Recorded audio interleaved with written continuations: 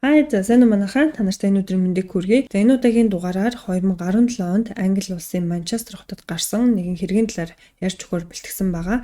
Энэ удаагийн дугаараас эхлээд бичлэгүүдээ ингээд видео хэлбэрээр оруулаад явна. Мэдээж хэрэгтэй холбоотой зураг, бичлэгүүд бол давхар оруулна.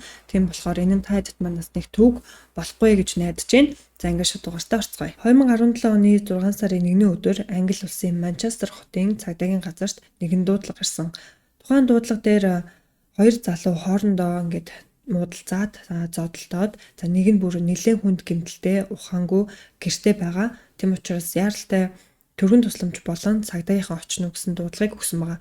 Ингээд цагдаагийнхан тухайн хэргийн газар очих үед 34 настай Ренардо Синага гэх нэртэй залуу ухаангүй нүүр нь бүр ингээ хавтцсан, бүр ингээ цутандаа будагдсан тийм байдалтай тэднийг угтаж авсан. Ингээд төргөн тусламжийнхан мөн тухайн газар очсон. За ингээд төргөн тусламжийн эмчнэр болохоор тухайн залууг сэргэж чадах болов амьд үлдэж чадах болов гэдэг дээр нь эргэлзэж эхэлжсэн. Яагаад тэгэхээр Синага маш хүнд тархиндаа гэмтэл авсан байсан. Ингээд түүнийг хохирогч юм байна гэж үзээд тухайн дуудлагыг хийсэн 19 настай Питер гэх залууг шууд барьж саатуулсан байна. Ингээд хэсэг хугацааны дараа Синага азар гэхүү ухаан орсон. За энэ үед нь түүнээс юу болсныг асуухад бүх зүйл зүгээр үү?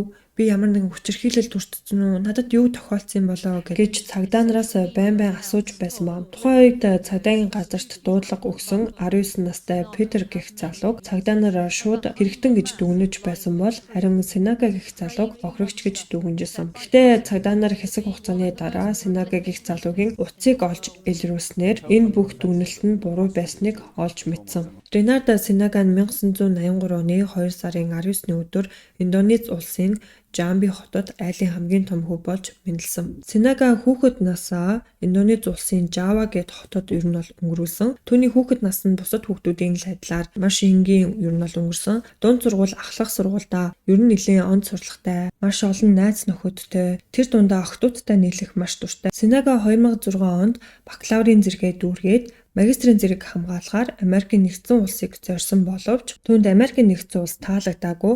Учир нь оюутан залуучууд нь хитрхи их орой өдөш гарч ордог. Тийм учраас хичээлдээ анхаарахад аягүй сааттай байна гэж үзээд Индонез улс руугаа буцаад харин 2007 онд Англи улсын Манчестер их сургуульд суралцахаар шийдсэн юм байна. Синага магистрийн 2 зэрэг хамгаалахаар шийдсэн. Нэг нь болохоор хот төлөвлөлт, нөгөөх нь нийгмийн шинжлэх ухаан. Тэрээр санхудаа ямар ч санаа зовох зүйлгүйгээр эцэг их нь бүх зүйлийг нь дааж исэн болохоор зөвхөн хичээл номонд бол анхаарахад цагаа зарцуулах ёстой байсан. Синагад Англи улс маш их таалагдчихсэн. Англи хүмүүсийн тэр чөлөөтэй байдал тэгээ олон улсын оюутнуудтай хамт ингээд суралцах тэр бүх байдал нь мөн орчин гэд бүх зүйл нь түнд таалагдчихсэн. Гэхдээ хамгийн их таалагдчихсэн зүйл нь Синага ижил хүссэн байсан. Тэрээр Индонез улсад өөрийнхөө бэлгийн чиг хандлагыг байнга нуух шаардлагатай байсан. Гэр бүл, найз нөхдөөсөө өөрийнхөө энэ бэлгийн чиг хандлагыг бол таснуулсан байсан ба. Ингээд Англи улсад ирээд эрх чөлөөтэй өөрөөхөө байж болох тэр боломжийг олгодог улсад ирсэн учраас найз залуутай хүртэл болж амжаад тэг найз нөхдөдтэй болохын тулд дандаа ингээд тэднэртэйгээ гарч орохоор уухмаар дайлдаг ч гэдэм үү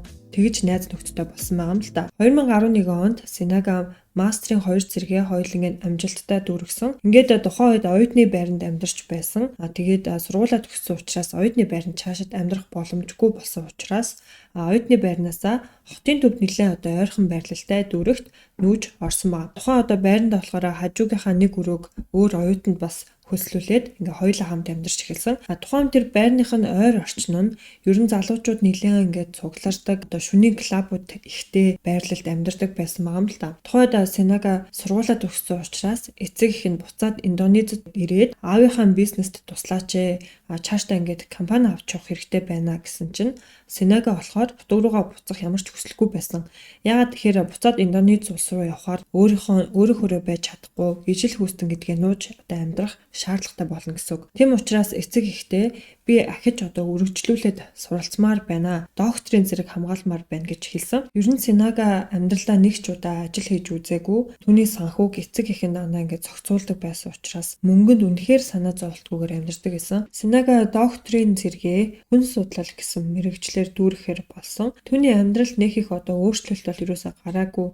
Яг л өмнөх шиг хичээлдээ яваад найз нөхдөдтэйгээ уулзаад цагийг өнгөрүүлдэг байсан. Түүний сургууль нь Манчестераас ойролцоогоор 1 цаг орчим явах газар байсан ч гэсэн Манчестер хотод бол үлдэхийг шийдсэн байгаа. Тэгээ докторийн зэрэг хамгаалж исэн болохоор заавалчгүй өдөр болгон ингээд их сургууль руугаа явах шаардлагагүй байсан учраас яг хэрэгтэй гэсэн үедээ их сургууль руугаа явдаг. Ингээд 2014 онд Синага хамгийн анхныхаа гэмт хэргийг үлдсэн. Энэ нь шинэ жилийн орой байсан 2014 оноос 2015 оныг шилжих шөнө хэсэг бүлэг залуучууд тэдний байрнаас одоо холгүй байх нэгэн баарнаас тэгээ гараад явж байгаа. Тэгээ хоорондоо юм ингээд яриад байж байгааг нь цонхоороо хараад ажиглаж исэн баг. Тухайн залуучуудын нэг нь болохоор найзуудаасаа салаад явж байгааг нь бол харсан. Тэгээ харсан даруйда тухайн одоо 22 настай залуу руу гүйж очоод түүнтэй ингээд яриа өдөөд чи одоо ямар сургууль сурдیں, юу хийдیں гэл нөө юм ярьж агаад Синага тухайн 22 настай залуугаас гадаа хүүтэн биш тэ хоёлаа манад орох уу? Манайх эндээс айгүй ойрхон амьдардаг. Манад орч юм уу гэж тухайн залууд санал тавьсан байна. Тэр шөнө ер нь шинэ жилийн орой байсан. Тэгээ тэр 22 настай залуу найзуудтайгаа им уугаад баг зэргийн одоо халаалттай байсан учраас тавьсан саналыг нь хүлээж авсан байна. Ингээд тухайн залуу Синагаг дагаад түүний гэрлүү нь орсон. Синага түнд уух юм одоо өгөөд хэсэг хугацааны дараа тухайн 22 настай залуу гинт ингээд толгой тархинд эргээд ухаан нь балартаад газар шууд унаад өгсөн байгаа. Синага түүний уух юм дотор нь GHB гээд мансууруулах бодисны төрлийг уухамд нь хийгээд найруулсан байсан. За энэхүү мансууруулах төрлийн бодис нь баг зэргийн тийм давсархаг амттай. Ялангуяа одоо арх ч юм уу согтууруулах ундааны төрлөд холиод хэрэглэхээр нэг тийм амар амтагтаад байхгүй. Тэгээ дээрэс нь тухайн залуу согтолттой байсан учраас ер нь тэгээд анзаараагүй өгсөн уух зүйлийг нь ууцсан баг. Ингээд Синага тухайн одоо ухаан балартаад ямар ч одоо ухаан мэдрэлгүй байгаа залууг удаа дараалан бэлгийн хүчирхийлэл үйлдсэн баг. Өглөө нь тухайн 22 настай залуу толгой нь маш их одоо өвдсөн байдалтай одоо шартаад байгаа юм шиг тийм мэдрэмжтэй сэрсэн баг. Тэгээ сэрэнгүүтээ ойр орчноо харсан чинь танихгүй айлынд байсан. Тэгээ бүр гайхаад чи хинбэ? Би яагаад энд байгаа юм бэ гэж асуусан чинь бүх зүйл зүгээрээ чи өчтөр ингээд амар согтуу байсан болохоор гадаа хүүтэн байгаа учраас би чамайг гадаа үлдээгээд яах вэ гэж бодоод гэрлүүг аваад ороод ирсэн юм аа. Тэгээ хоёулаа манад жоох юм ууж агаад чи ингээд тасраад унцсан гэж хэлсэн байхгүй. Тэгээд тухайн залуу толгой нь маш их өвдөжсэн учраас өөрийгөө яг ингээд хүчингийн гэмт хэргийн хохирогч болсон гэдгээ мэдээгүй. Харин ч бүр эсэргээр нь Синагад хандаад чамд ямар нэгэн төвөг утсан бол уучлаарай. Намайг ингээд гадаа хүүтэнд үлдээгээгүй гэртээ авчирч хонуусанд баярлаа гэж хэлээд явсан баг. Синага энэ цагаас хойш энэ аимшигтай хүчингийн хэрэгээ бүхэл бүтэн 2 жилийн турш үйлдсэн. Яг ижилхэн байдлаар гэрийнхаа цонхоор ойр хавьд залуучуудыг баарнаас гарч байгааг нь хараад нөгөөтгөөсөө салаад ганцаараа үлдэж байгаа тохиолдолд гарч гүгээд очиж яриа өдөөд гэртээ дагуулж ороод эсвэл тухайн одоо гадаа найзуудаасаа салсан залуугаас чи такси хүлээж байгаа мó манад ороод хүлээж болно штэ. Чи уцаа цэнэглэх хэрэгтэй байгаа мó манад ороод уцаа цэнэглэж болно штэ ч гэдэг юм уу. Эсвэл баарнд танилцаад шууд манад орж ууй манайх ойрхон амьдардаг гингүүд залуучуудад эрэгтэй хүнтэй тэгж ярьж байгаа болохоор нэг янз бүрийн бодоогүй гэрлүү нь ер нь дагаад орчдөг байсан байгаа хгүй. Тэгээ орсон даруйда нөгөө л нэг аргаараа уух юмар дайлаад уух юм дотор нь мансууруулах GHB гээд тэр бодисыг хийгээд тэг мансуураад ухаан балартаад ирэнгүүт нь одоо бэлгийн хүчирхийлэл үзүүлдэг. Энэхүү аимшигтай хэрэгээ бүхэл бүтэн 2 жилийн турш нэг ч удаа баригдахгүйгээр үйлдсэн. Зарим хохирогчд нь бэлгийн хүчирхийллийн хохирогч болсон гэдгээ мэдчихсэн ч гэсэн цагдаа дээр очиж өрөөсөө хилдэггүй байсан байгаа. Нэг талаараа ингээд ичээд нөгөө талаараа Синага гэж яг хэн болох цагдаа дээр очиод яг яаж мэдүүлэг өгөхөө өрөөсөө мэддэггүй байсан болохоор тэгээд өнгөрөөчдөг байсан маа. Энэ ч гэсэн одоо Синагаг цаашдын аимшигтай хүчингийн хэрэгээ үйлдэхт нь нөлөөлж исэн. Одоо та хэдтэй энэ аимшигтай цуврал хүчингийн гэмт хэрэгтэн яаж баригдсан талаар нь ярьж өгье. 6 сарын 1-ний шилжих шөнө Питер гэх 18 настай рагби гээд спортын тамирчин залуу хэсэг бүлэг найзуудтайгаа шөнийг өнгөрүүлээд Синагагийн гэрээс нэлээд ойрхон одоо цонхоор нь бол шууд харж болохоор баарнд найзуудтайгаа сууж агаад тухайн баарн дотор 2 шар яриг уусан. За ингээд шар яриг уусан чинь дотор нь нэлээд халаад тэгээд баарн дотор бас нэлээд халуун байсан болохоор хэсэг хугацаанд гадаа цэвэр агаар амьсгалъя гэж бодоод найзуудаасаа холдоод баарнасаа гарсан. За үүнийг нь болохоор Синага хараад шууд түн рүү гүйж утсан байна. Тэгээд түүн дээр очиод яриа өдөөд Питерт ч гэсэн тэдний хоорондоо ингээд ярьжсэн ярианууд нь таалагдчихсан учраас мөн Питер ч гэсэн Синагаг ямар илдэг залуу вэ гэж бодож исэн байгаа. Синага түүнээс манайх руу хамт орох уу, орж юм уух уу? Чи тэ араас найзуудыгаа бас хүрээдэр гэд хэлчихгүй юу гэд хэлсэн байгаа. Питер ч гэсэн тгий танах ороод тэг юм ууя. Ингээд Питер түүнийг дагаад гэрлөө нь орсон даруйда Синага түүнд шот санал болгосон байгаа. Тэр хоёр шот уусан.